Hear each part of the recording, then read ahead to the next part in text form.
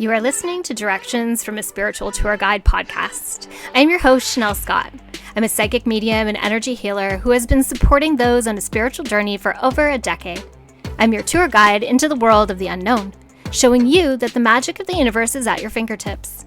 I believe spirituality is simple and fun, and this podcast will make it easily accessible, giving you the real talk on all things divine and spiritual, helping you to step into the flow. Manifesting your dreams because we all deserve to be living our best life. Are you ready for an adventure? Hello, sunshines, and welcome to this episode of Directions from your Spiritual Tour Guide podcast.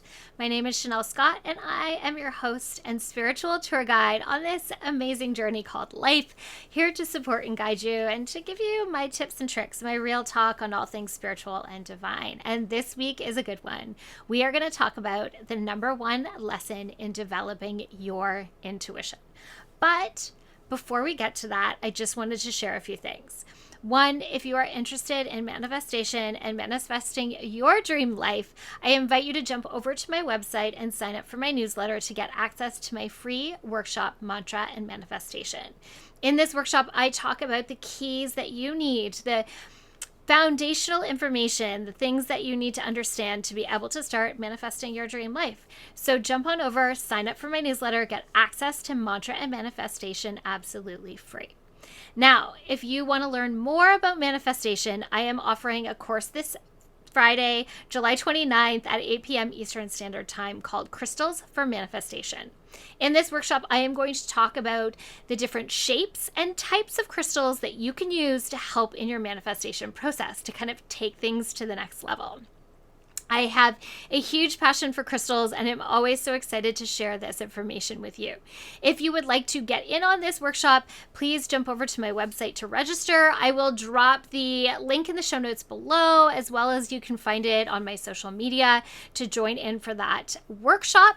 Now, if you are a Divine Map member, that is already part of your membership, joining that workshop. You already have the Zoom link if you are a member, so you just have to jump over to the portal to join me on Friday night. Now, it is a recorded workshop. If you have registered for this workshop, you are going to get access to it for 30 days. If you are a Divine Map member, you will get all-time access to it. It will be put in the portal for you to access anytime you want to. So remember those benefits. Jump over, redo any of the courses that you loved or just need to refresh your memory on to deepen your spiritual awareness. Now, if you are interested in becoming a Divine Map member, the doors for enrollment are going to open up in August, so keep an eye for more information over the next little while. Again, signing up for my newsletter will help you be ahead of the game on information, and you're going to want to this time because we are launching the doors open with an amazing night of live readings, card readings on Zoom. So jump on over, check it out. Okay, let's talk about the number one lesson in developing your intuition. And I want to start this with a little story because that's really where this message comes from. I'm so blessed to have a crew of amazing women around me and their little people. And a bunch of us headed out to the Witches' Night. It was a little night market here in Ancaster at the fairgrounds. And it was a bunch of little booths set up. There were some card readers, palm readers, that sort of thing, and a ton of crystals, which the kids were in their glory about. We had an amazing night, a handful of moms and a whole lot of kiddos checking out crystals and learning about things divine. It was fun getting to teach the kids about things like palmistry that they were interested in. But the night finished off with teaching them about something else. So my daughter, who's a teenager now, who loves crystals, also found a pendulum board. I am anti-Ouija board. I do not allow them in my house. I know that they can be used for good, but not my thing at all. So I do not like them. But I do love using a pendulum. And at the market, there was someone who did laser engraving and had the most beautiful pendulum boards amongst a lot of other wonderful items. It is, I think her Instagram handle is Haley by Design. I will drop it in the show notes so that you can find her stuff, just in case you want to get a pendulum board too. So my daughter got a mini one. It was just really small. It's about maybe 4 to 6 inches across. It has a bee in the middle, and it was yellow, which is totally her thing. Came with a little pendulum, yes, no, unsure, and restructure your questions. So she purchased this. I bought it for her, I should say. And we brought it home, and all of us moms and kids sat out in the backyard and enjoyed a nice cold treat. And then the girls wanted to dig into this pendulum board. So we took it out. I connected to the energy of it. And of course, I love using a pendulum. It's a great tool, divination tool. And I pulled it out and started it working. One of the other moms is like, ugh, right away, because she could feel the energy shift as I was channeling energy to make it move. The kids were enamored and thought it was great. There was a lot of little ones, and it was fun kind of just asking silly questions, is the sky green, and allowing it to answer, is their name this or that? And, we played with it for a little bit to let them see what it was about, and to explain how to use it and why we use it, and the important parts about, setting boundaries around energy and space and that sort of stuff. It was great. So the next day, my daughter wanted to use it to help pick stones to help her sleep at night. She's a terrible sleeper. She has struggles to fall asleep at night, to shut off her brain, all those sorts of things. So I said she could dig through my crystal collection, and I should say, not my personal crystal collection.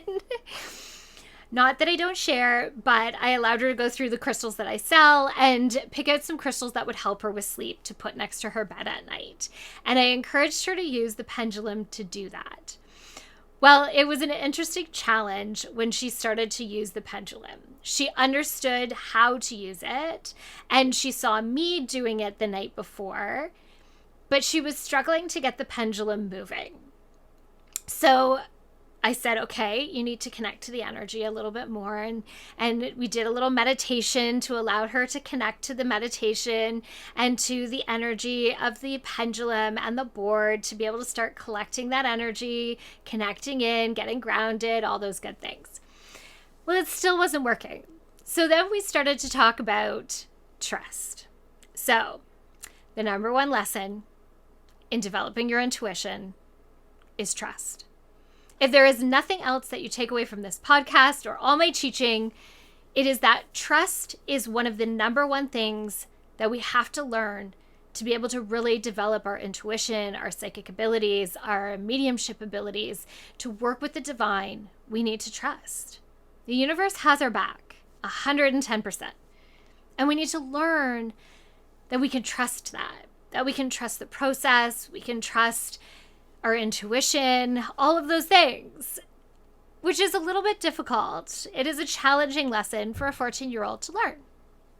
So we kept on trying to have conversations around this idea of trust. So we talked about, I asked her, when she was using the pendulum, was she clearing her own mind? And she kind of gave me the look like, yeah, kinda, not really, sorta.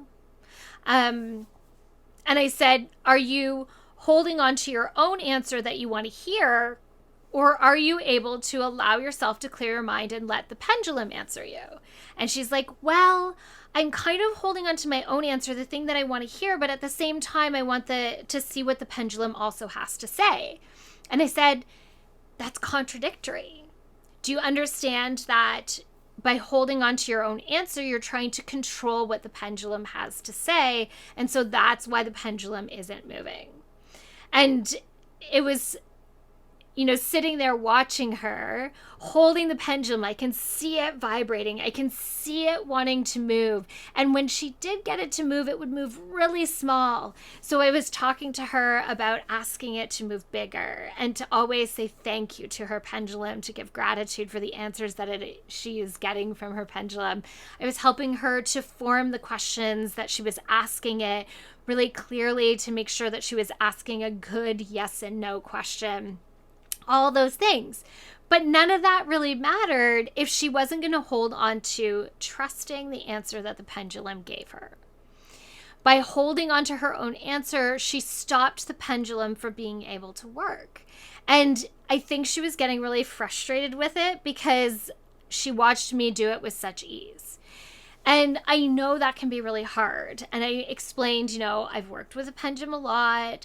This is something that a tool that I use and love working with and really trust its intuition. And that allows me to work with it in a way that it moves much bigger than it did for her. Learning to trust your intuition, learning to trust in the universe, learning to trust that there is a plan, learning to trust to just be in the flow and observe and be open sounds like it's easy, but it's not. And even as a seasoned spiritual person, I can still fall out of trust every once in a while. Or I can see myself kind of stumble a little bit and then go, oh, wait a second. I need to take a step back and reconnect back in to move back to that place of trust. Now, when we move into a place of trauma or crisis, we often step out of trust because we are not in a headspace to be in that place of trust. But when we can get grounded again and take the time to get to that place where we can move back into the trust, then it shifts everything again. When I stand in a place of trust, the answers flow. I see the direction that I need to travel. Opportunities are placed in front of me for me to accept or move from. There is so much power in trusting. And I never know how much I can say it and how much it sinks into people. Because really, that is the lesson. That is the lesson that begins manifestation, about oracle card reading, about Reiki, about just about anything in the spiritual realm. You need to start from a place of trust. If you do not have trust, then you are trying to control. If you don't have trust, then you're doubting the outcome. You're doubting the universe. These things just fall into that place of negativity. And I don't want to say that it's a bad thing. It's a learning thing. And it's an always learning thing. We're constantly learning. We're constantly learning how to trust deeper, to understand the process a little bit more, to allow ourselves to stand in the flow with greater ease and grace. And as a psychic, I get to see a lot of people that don't trust, a lot of people that come to me who can't trust their own intuition or need help seeing the truth, the guidance, the direction. And it's funny, when it comes to me, they seem to be able to accept that a whole lot more. But when they're coming up with it for themselves, there's this doubt that comes along with it. When we learn to let go of that doubt, when we learn to step into the flow, again, things shift and change. Money flows more easily to us. Tend to be happier. Love comes out of nowhere. There's so many things that just appear when we can stand in that place of trust.